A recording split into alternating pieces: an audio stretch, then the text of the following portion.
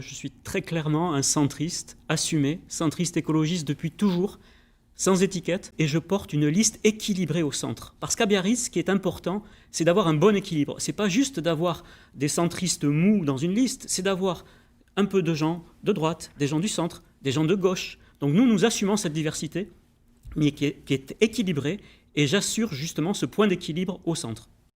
Nous accompagnerons le BO dans ses projets, dans son projet de nouveaux stades, dans son projet de nouveaux espaces commerciaux pour donner une autonomie financière au club, dans le projet également immobilier, mais qui concernera les Biarros, avec du logement à majorité, à 60% au moins de logements à prix abordable. Et il y a la question du centre de formation. Oui, un centre de formation à Biarritz.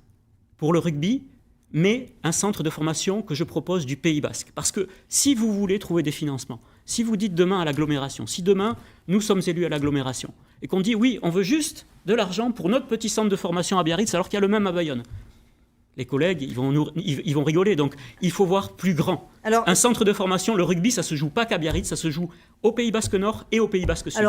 Donc, il faut à tout prix continuer sur notre lancée que nous avions initiée pendant le G7 de destination internationale responsable. Avec 9 villes françaises, Biarritz s'est positionné sur ce tourisme durable qui va à l'encontre du surtourisme. C'est un tourisme plus qualitatif qui permettra à chaque touriste, à chaque congressiste... Et dont l'Hôtel du Palais est un atout. C'est tout à fait un atout. Donc nous irons vers un tourisme plus qualitatif en mettant les accents sur nos atouts, notamment au niveau gastronomique, et en privilégiant les transports doux, la bonne gestion des déchets. Ça, c'est le point écologique de votre programme. Oui, mais si vous voulez, l'écotourisme, c'est l'avenir.